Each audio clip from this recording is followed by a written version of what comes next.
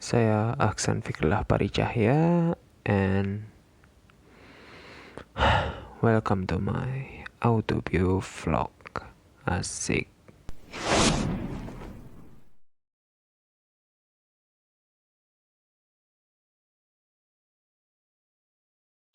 Pas. Oke. Sudah on. Jadi ini sumber kedua. Di sumber kedua ini memang ada beberapa perbedaan dari sumber yang pertama, di mana kalau sumber pertama itu kita hanya mendapati sedikit sekali ikan, ya. Tadi juga saya sedikit revisi, ternyata di sana juga untuk genus Poecilia itu banyak sebenarnya.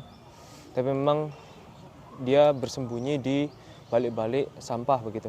Nah, kalau di sumber kedua ini, kalau permasalahan sampah itu tetap ada, tapi memang mungkin lebih sedikit karena di sumber kedua ini untuk pengelolaan dari wisatanya mungkin lebih lebih intens begitu, karena di sini juga ada seperti penyediaan pakan ikan, kemudian parkir yang diorganisir begitu, walaupun memang tidak ada tiket masuk begitu.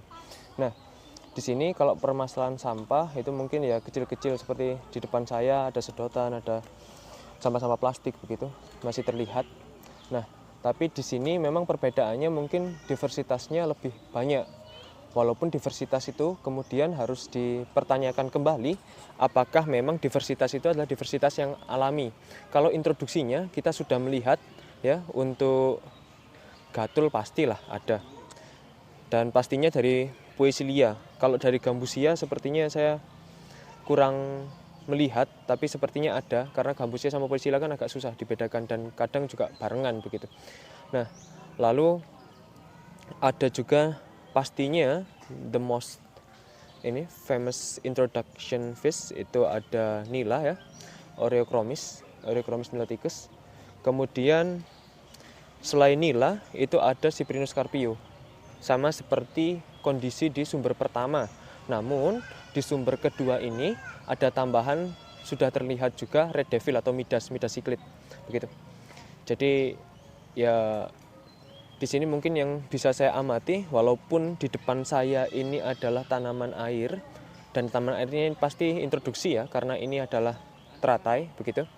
Tapi yang menjadi fokus saya itu mungkin capung itu hanya ada beberapa begitu. Jadi agak sedikit, karena kemungkinan saat capung itu dalam bentuk bentos sudah dimakan oleh ikan-ikan yang ada di sini, karena ikan-ikan di sini juga lumayan besar begitu. Lalu untuk ikan lokalnya, walaupun saya tidak menjamin apakah ada yang diintroduksikan di sini, walaupun statusnya lokal, tapi kalau misal beda lokasi kan introduksi namanya, bukan restocking. Kalau restocking memang ada di sini dari awal begitu, ya. Karena saya melihat itu ada baterbang. Baterbang itu dari genus Barbonimus. Nah, baterbang ini itu di sini hanya ada satu ukuran. Ukurannya sama semua. Dan tidak terlihat ukuran yang besar. Jadi ukuran di sini sekitar mungkin 15 cm begitu untuk total lengthnya. Nah, tapi tidak ada ukuran yang besar begitu. Jadi saya ragu kalau baterbang itu ada di sini. Jadi kemungkinan besar dia diintroduksikan ke sini untuk baterbangnya. Lalu ada juga Barbonimus juga, tapi dia goniotatus, ya. Jadi bader biasa, bukan baterbang. Nah, itu ada yang besar juga, tapi saya juga tidak tahu apakah memang ada di sini atau tidak. Sepertinya juga introduksi. Lalu kemudian ada juga selanjutnya itu Canas striata. Canas striata ini juga saya ragu apakah ada di sini atau tidak, karena ini sifatnya masih di sumber begitu. Dan saya juga cuma melihat tadi cuma satu ekor begitu. Lalu ada, kalau wadernya pasti, ya, ada wader ini dari Barbodes binotatus pastinya. Kemudian ditambah juga rasbora, mungkin Argyrota ini, ya, mungkin. Nah, itu jadi ada wader pari, wader cakul. Kemudian ada juga wader merah atau waderbang. Waderbang itu kalau saya nggak salah ingat itu genusnya Symptobarbus kalau nggak salah, Symptobarbus. yang spesiesnya itu saya ingat Ruby Pinus begitu. Jadi saya agak lupa genusnya, tapi ingat spesiesnya begitu. Nah, lalu kemudian ada juga uceng. Uceng itu dari genus Nemacilus ya, dari genus Nemacilus. Nah, kemudian selain itu juga ada ini ada ikan cucut, ikan sunduk ya. Kalau di sini mungkin bilangnya itu ini Dermagenis pusilla begitu. Nah, tapi memang di sini karena hakikatnya di sini itu harusnya bukan menjadi tempat hidup dari ikan yang sebanyak ini ya. Mau itu yang introduksi ataupun yang lokal. Tapi lokalnya pun juga perlu dipertanyakan apakah memang lokal sini. Mungkin yang saya indikasikan mungkin yang lokal itu hanya wader-waderan tadi, Dermagenis pusilla, sama kemudian ditambah oleh ini uceng atau Nemacilus tadi.